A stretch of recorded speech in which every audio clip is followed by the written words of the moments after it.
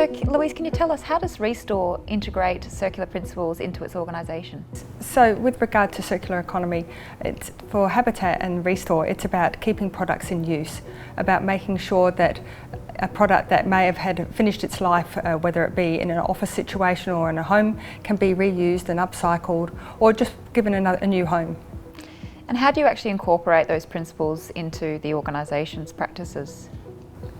So we do so by accepting donated items, whether they be from construction companies, businesses, and then we put them on our shop floor. We make sure that they're in a good state, cleaned and ready for purpose, and then they're sold at a significantly less than retail value to our clients.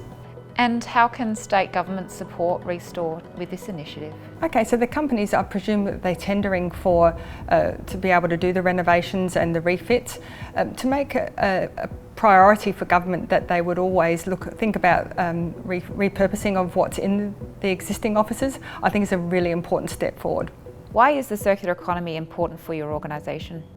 Well, Habitat for Humanity sees itself as a good steward for the future of our world, and Habitat for Humanity and ReStore are working to make sure that we reduce what goes into landfill. We will use some of the products that come through our ReStore for some of our programs to ensure that once again we're reducing landfill.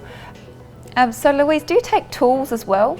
So we do take tools, particularly hand tools, but we can also take electric tools, as we do have someone who does tag testing for us.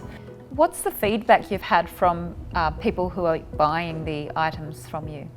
We have a number of returning clients. We're really pleased with the amount of people that are coming through. It's gone far beyond what we had originally thought as far as the reach, the fact that we're helping not only the everyday person who's just interested to come and shop, but the lower income people who feel that it provides a place for them to purchase something at a reasonable cost. Well, thank you, Louise, for taking the time to meet with us today and explain the initiative that you're running.